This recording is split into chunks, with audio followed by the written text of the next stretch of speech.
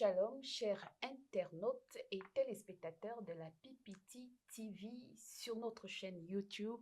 Une fois de plus, bonjour ou bonsoir, quel que soit l'instant où vous nous recevez.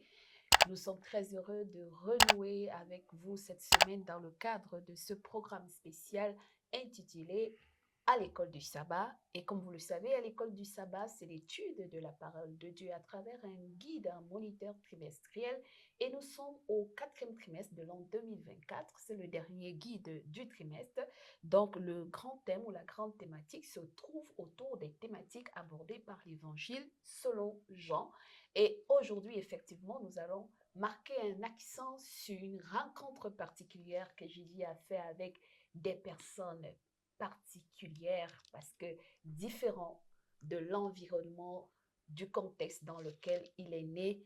Et justement, à travers cette rencontre, nous apprendrons beaucoup de choses. Le témoignage des Samaritains, c'est le titre de la leçon 5 de ce 4e trimestre de l'an 2024. Et pour en parler amplement, nous avons nos fidèles intervenants, nos participants à ce programme. Il s'agit du frère Janvier à ma gauche. Bonjour Janvier.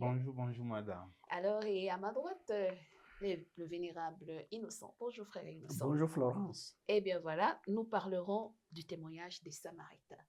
Qui est le Samaritain pour moi?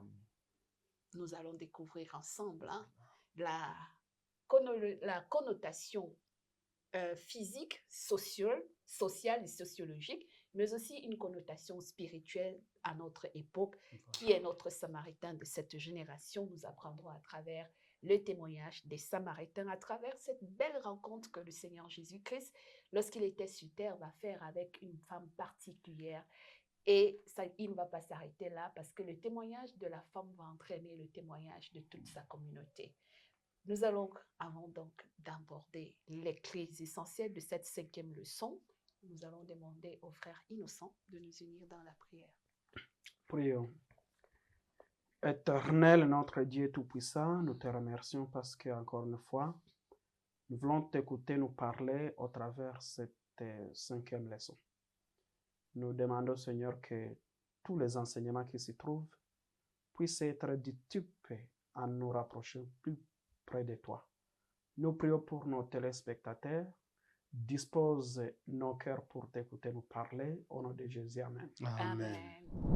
À l'école du sabbat, leçon 5 du 4e trimestre 2024, le titre, le témoignage des Samaritains, et le verset à mémoriser nous est tiré de l'évangile de Luc au chapitre 4 précisément.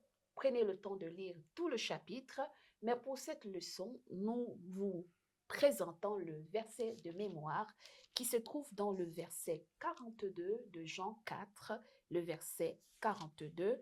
L'évangile selon Jean, le chapitre 4 et le verset 42 nous dit « Et il disait à la femme, ce n'est plus à cause de ce que tu as dit que nous croyons, car nous l'avons entendu nous-mêmes et nous savons qu'il est vraiment le Sauveur du monde. » Amen. Témoignage des Samaritains. Qui sont les Samaritains d'après d'abord le contexte biblique? Restons d'abord dans l'histoire de la Samarie, de Judée, de Galilée et des Juifs à cette époque-là. À l'époque donc de Jésus sur la terre, avant de revenir sur le conflit qu'il y avait entre les Juifs et les Samaritains à l'époque de Jésus, est-ce que, Janvier, vous avez souvenir de l'histoire biblique des Samaritains? Oui, merci. Peut-être nous allons directement dans 2 Rois chapitre 17, le 24e verset. C'est ça seulement que nous allons lire parce que il y a aussi d'autres versets qui parlent toujours des Samaritains. Voilà. 2 Rois chapitre 17, le 24e verset. Le roi d'Assyrie fit venir des gens de Babylone, des Kitans, d'Ava, de Hamath, de Séphari, et les établit dans les villes de Samarie à la place des enfants d'Israël.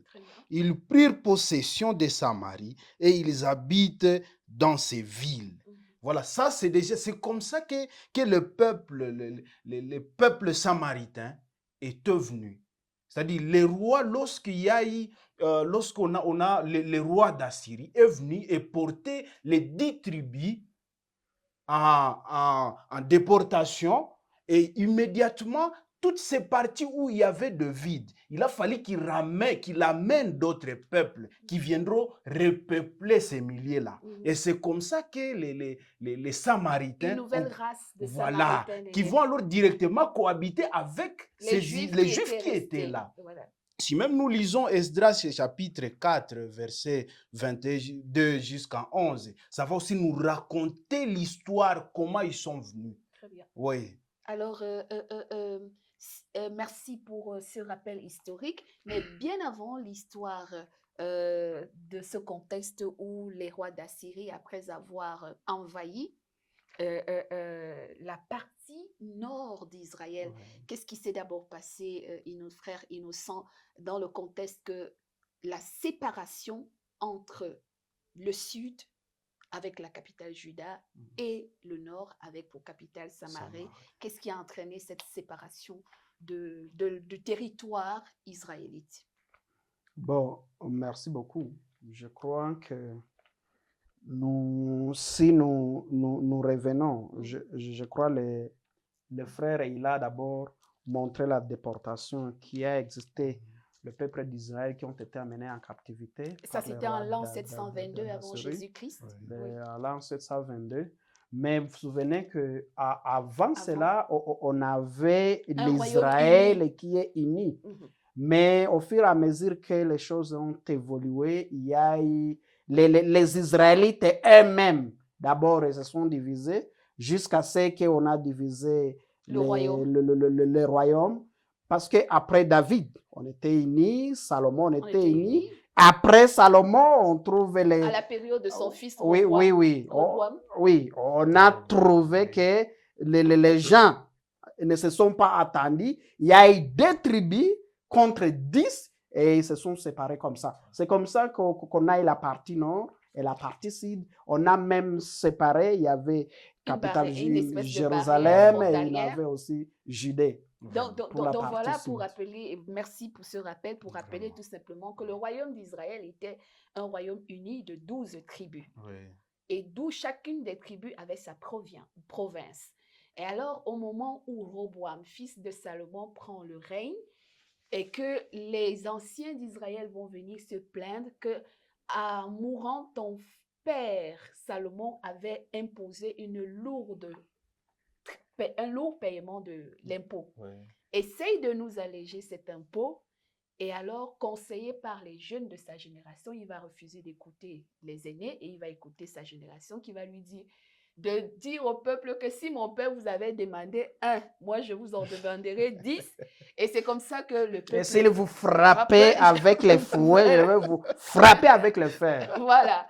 Et c'est comme ça que les anciens d'Israël vont se fâcher et ils vont dire, OK, nous on se détache de ta royauté et on ne veut plus être content d'être avec toi. Et c'est comme ça que 10 tribus des 12 vont se détacher de la domination de la maison de David et ils vont donc créer 2 royaumes.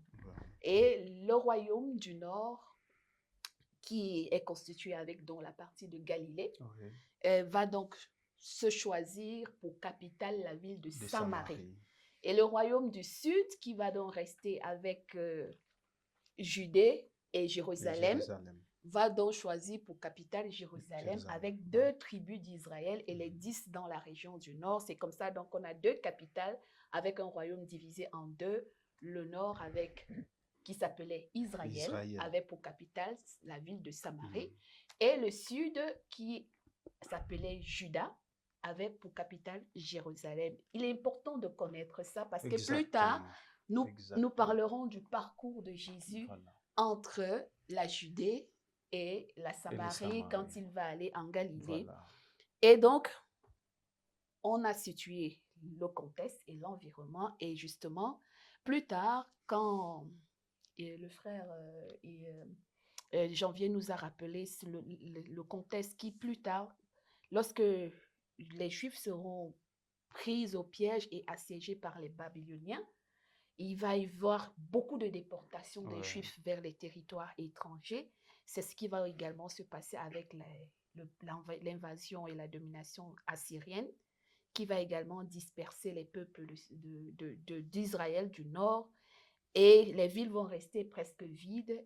Et il va donc prendre les autres peuples et il va les imposer comme les... On parle souvent d'allogènes et des autochtones.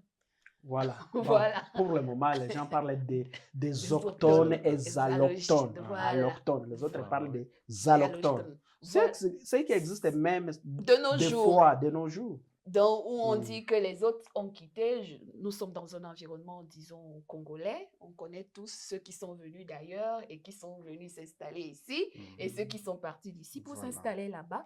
Et c'est comme ça que le peuple de la ville de Samarie va être envahi par des peuples étrangers mélangés aux Juifs qui étaient restés à cette époque.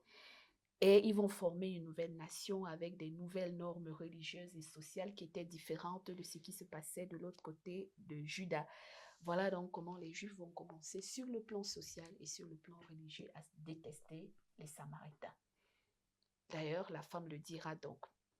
Maintenant, ce rejet entre les deux, on comprend maintenant l'histoire qui fait que les deux peuples se détestent.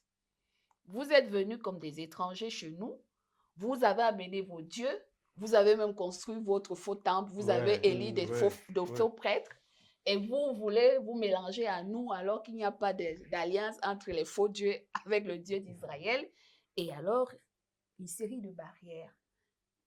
On ne parle pas. Et Jésus donc va rencontrer dans ce contexte-là une femme. Quelles étaient les motivations de Jésus en allant en Samarie? Qu'est-ce qui va se passer? On nous parle d'un conflit entre les disciples de... On nous parle, il y avait le conflit entre les disciples de Jean-Baptiste et les disciples de Jésus. Oui. Alors, bon, je comprends, des fois le maître peut ou ne pas avoir de problème, parce qu'on se souvient même dans la leçon passée, nous avons vu l'intention de Jean-Baptiste qui disait que moi je puisse décroître, que Jésus puisse croître. Mais lorsqu'on trouve les disciples de Jésus qui baptisaient beaucoup, plus que ce que Jean-Baptiste baptisait, les disciples de Jean-Baptiste n'ont pas bien digéré. Voilà. Et Jésus envoya cela pour anticiper peut-être qu'il n'y ait pas probable conflit entre les disciples de Jésus et les disciples de Jean. Ils sont déplacés. C'est comme ça que... Jésus se retrouve donc sur le chemin de Samarie. Et il va rencontrer une femme. Quel autre problème trouve-t-on dans la rencontre de Jésus avec d'abord la question de femme et puis maintenant la question de Samarie, un peuple étranger? Oui, Janvier. En fait, si nous voyons un peu comment les royaumes étaient divisés, il ne fallait pas que les Juifs se rencontrent avec les Samaritains. Quand ils se rencontraient, l'un prenait une distance voilà. pour qu'ils ne se touchent même pas. Et voilà, et notre problème est là. Alors, Jésus qui se dirige vers la Samarie. Mais lorsqu'il est interdit à un Juif de se rencontrer avec un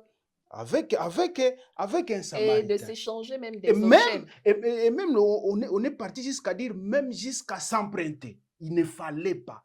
Même demander un service, il ne fallait pas. Et voilà, alors ça revient alors. Alors, Jésus est en train d'aller en Samarie, à la Galilée. Au lieu de contourner le territoire comme certains Juifs le faisaient pour arriver en Galilée, de contourner la ville de Samarie, on nous dit qu'il y avait une distance de 110 km entre Judée et Galilée. Mais le plus court chemin, c'était de passer par la ville de Samarie. Et Jésus, lui, va dire, je passe par cette ville-là, au lieu de contourner comme beaucoup de Juifs. Et puis, il rencontre donc cette femme, l'histoire. Bon, la leçon.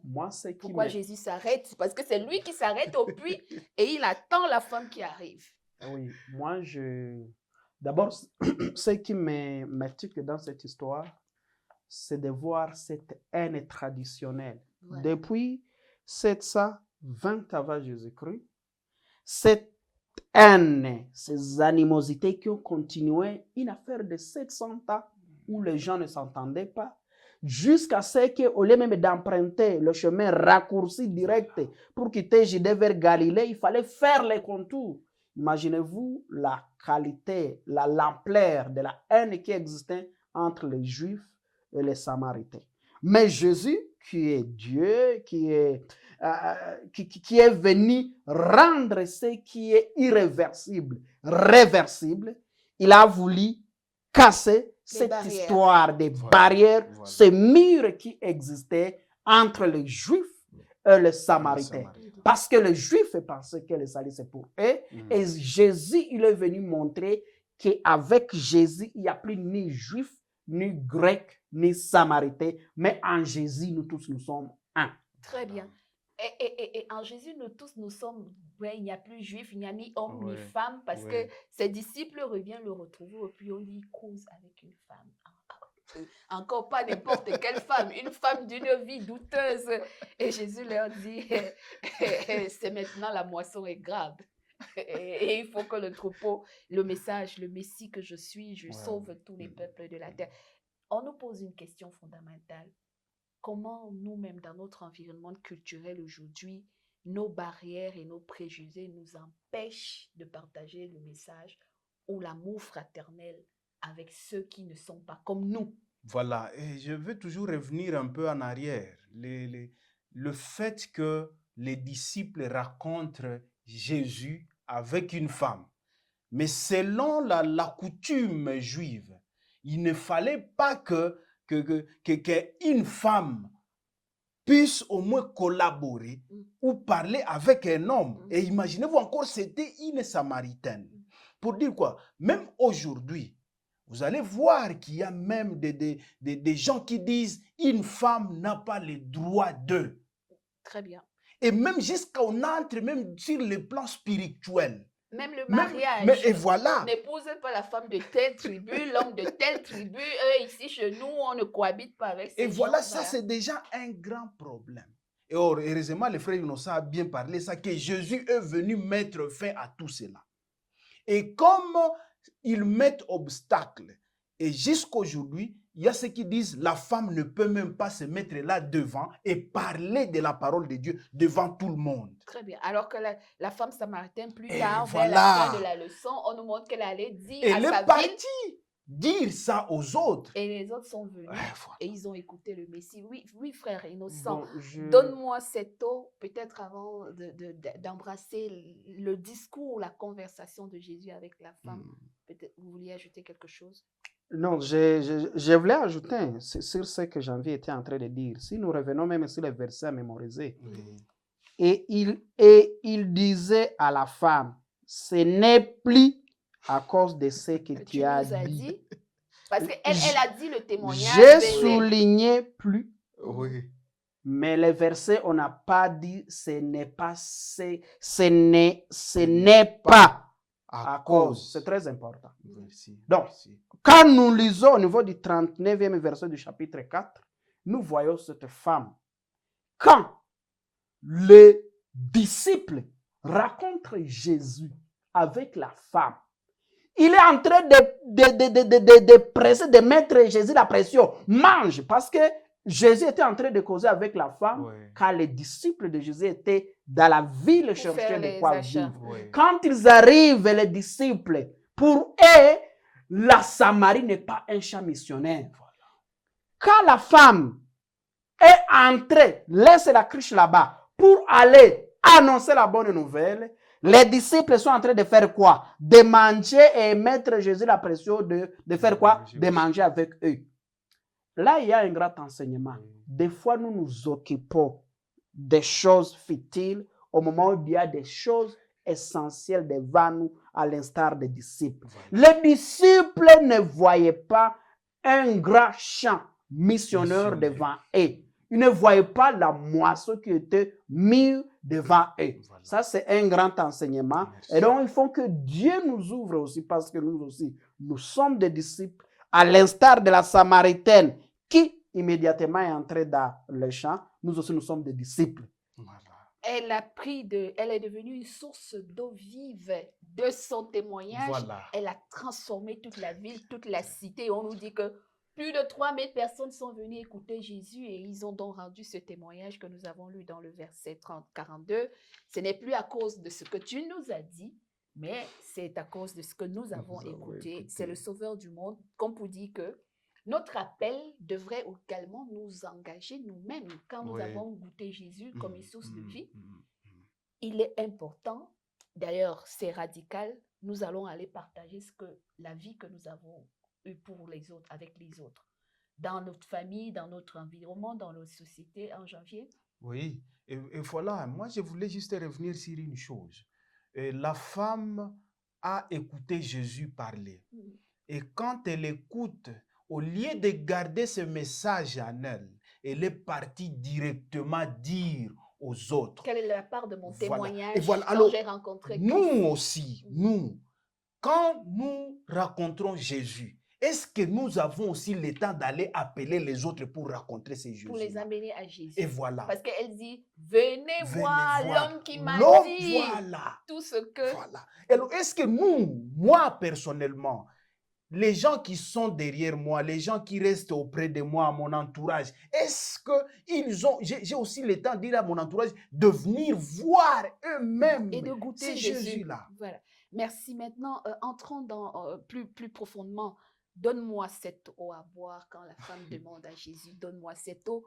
Et que Jésus lui dit que vous, les Samaritains, vous adorez ce que vous ne connaissez pas, mais nous, les Juifs, nous savons ce que nous adorons. Parce qu'il va y avoir aussi un débat entre le lieu d'adoration. Oui, pour finir, frère innocent, qu'est-ce qu'on retient? Donne-moi cette eau vive-là, révélation de Jésus comme Messie à la femme samaritaine. Bon, merci beaucoup. En fait, quand nous voyons au niveau des 25 et 26e versets, nous voyons la femme, nous voyons une corrélation qui existe entre le débat de la femme samaritaine et le débat qu'a eu Jésus avec Nicodème. Parce que Jésus parle des choses, mais l'interlocuteur écoute aux autres choses. Voilà. La femme samaritaine, quand Jésus dit je vais te donner de l'eau, celui qui boira de mon eau, ça sera, il n'aura plus jamais soif. La femme dit, mais toi qui n'as pas de récipient, tu n'as pas quoi que ce soit, comment ça sera possible? Et c'est même chose quand Jésus parlait à Nicodème, qu'il faut naître de nouveau. Nicodème disait, comment est-ce que moi qui suis vieux, je peux naître de nouveau? Donc, il ne comprenait pas la portée spirituelle. Mais c'était une approche de Jésus de partir des choses qui sont naturelles pour les amener à comprendre des choses spirituelles. Et c'est Jésus lui-même. Et les gens disent que l'eau, c'est la vie. Jésus lui-même, il est cette source intarissable. Et lorsque nous avons Jésus, nous avons cette eau à nous et nous vivons spirituellement. Par parallélisme, si on n'a pas cette eau en soi, c'est-à-dire on est sec et on est mort spirituellement. Voilà. Très bien. On est sec, on est mort spirituellement. C'est tellement bien dit que finalement Jésus se révèle à la femme comme étant le Messie, le Sauveur, dont les Samaritains avaient entendu parler, mais dont ils ne comprenaient pas. Dernier mot, frère Janvier, la question du lieu d'adoration. Vous dites que c'est ici, nous, Jérusalem, et les Samaritains disent que c'est ici, sur le puits de Jacob, ici à Sichar. Alors Jésus va donner une réponse à la femme. Dans Jean chapitre 4, là il dit, les vrais adorateurs adoreront le Père en esprit et en vérité. Et ce sont là les adorateurs que le Père demande. Quel message? Verset 23 et verset 24. Mais l'heure vient et elle est déjà venue où les vrais adorateurs adoreront le Père en esprit et en vérité, car ce sont là les adorateurs que le Père demande. Dieu est esprit et il faut que ceux qui l'adorent en esprit et en vérité. Voilà. Que retenons-nous? Bien, en fait, vous allez comprendre que la plupart des gens disent que nous sommes en train de suivre la vérité. Et des fois, ils disent, lorsqu'on est en contact, vous allez voir que deux personnes qui s'affrontent par rapport à leur religion. Oui, chacun dit qu'il a chacun dit, bon, moi, vérité. Et voilà, est-ce que nous tous, nous sommes en train vraiment de vivre cette vérité que Jésus donne. Les vrais Les adorateurs. vrais adorateurs. Ce n'est pas C'est une question de lieu Ah, voilà, ou merci. d'espace. Ce n'est pas une question de lieu ou d'espace où il faut aller adorer. Mais c'est adorer selon cette vérité ici que Jésus lui-même a donnée. En esprit et en En vérité. esprit. Que mon esprit aussi soit convaincu que je suis en face de ce Jésus-là. C'est à ce moment-là que je veux dire que je suis en train d'adorer. D'accord. Peu importe là où je suis, si je Voilà. suis en esprit et en En vérité, vérité.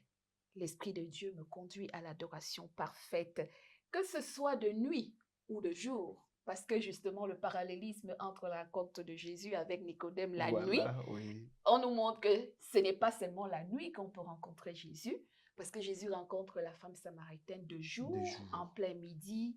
Et donc, la quête de chercher le Sauveur, la quête de chercher la révélation de Jésus dans nos vies, que ce soit en journée, le matin, en midi ou le soir, si votre quête est sincère, vous allez rencontrer le Sauveur Jésus-Christ comme la femme samaritaine.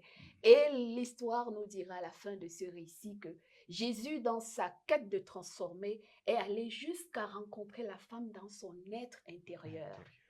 Il lui a présenté sa vie pour qu'elle soit consciente de sa nature de pécheresse et du besoin d'un sauveur. Et à la fin, la femme lui dit, il sait tout sur ma vie, dont Jésus, rien ne lui échappe.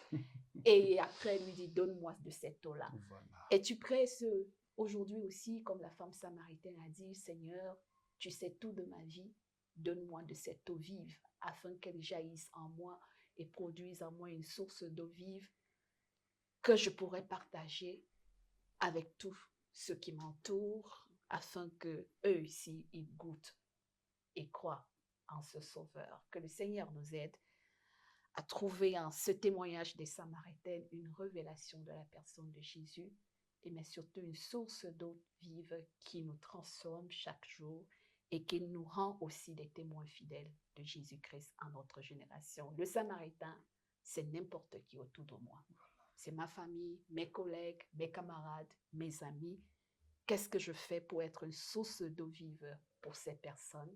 Que le Seigneur nous guide par son esprit et dans sa vérité. Nous allons demander au frère Janvier de nous unir dans la prière. Merci Seigneur parce que chaque minute, chaque tierce, chaque seconde, ta grâce nous suffit. Amen. Maintenant, oh Dieu, apprends-nous à témoigner. Apprends-nous, oh Dieu, aussi à amener aussi les autres à te rencontrer. Parce que nous t'avons aussi rencontré. Amen. Oh Dieu Tout-Puissant, permets que nos bouches puissent seulement parler de ta puissance aux autres. Que nos bouches, oh Dieu, puissent seulement parler de ta vérité, oh Dieu. Rends-nous capables de t'adorer en esprit et en vérité. Au nom de Jésus, Amen. Amen. Si vous avez aimé, n'oubliez pas de partager, de nous laisser vos commentaires et de liker. Partagez, vous êtes une source d'eau vive, que votre témoignage soit puissant et vivant pour amener de nombreuses personnes au Seigneur. Quant à nous, retrouvons-nous à la prochaine édition, s'il plaira à notre Dieu. Merci à notre technicien Ephraim Grec.